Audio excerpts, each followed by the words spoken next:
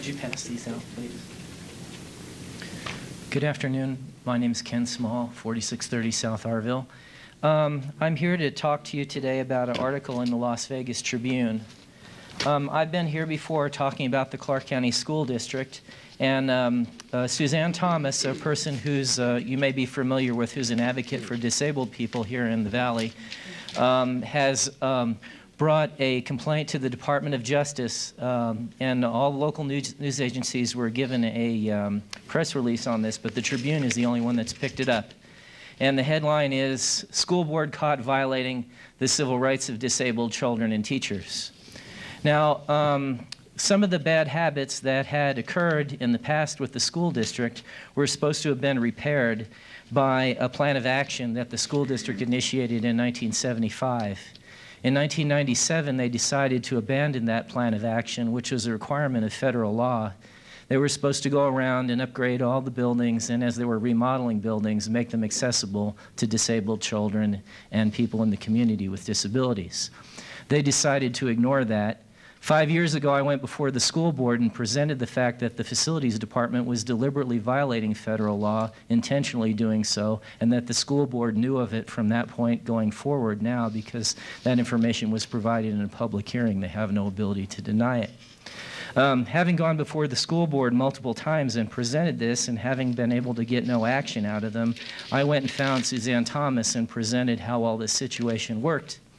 At the last school board meeting, Suzanne Thomas went before the trustees and asked that they create an agenda item to discuss this, and they refused.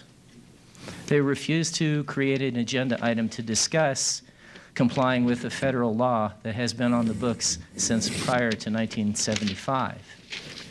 She then stood up at the citizen participation portion at the end and offered to help them for free to comply, to understand what it is they should be doing, and they also declined that. So if any of you know anybody on the school board that you would like to ask to comply with federal law, this is not discretionary, it's not a federal guideline. If you know anybody who's going to go down and vote in November for incumbents, I would suggest that it's a good idea that we go ahead and look out for our disabled children in complying with these laws and everyone else who should, of course, have access to these facilities. Thank you very much.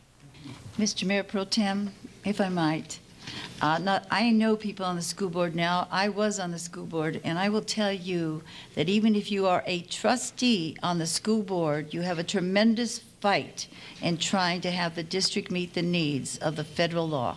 I've said it when I was on the trustees board. I'll say it again, because even though the federal government is on your side, and even though what is right is on your side, people tend to try and cover up, and they want to do it the easiest way, and the children are the ones who's hurt.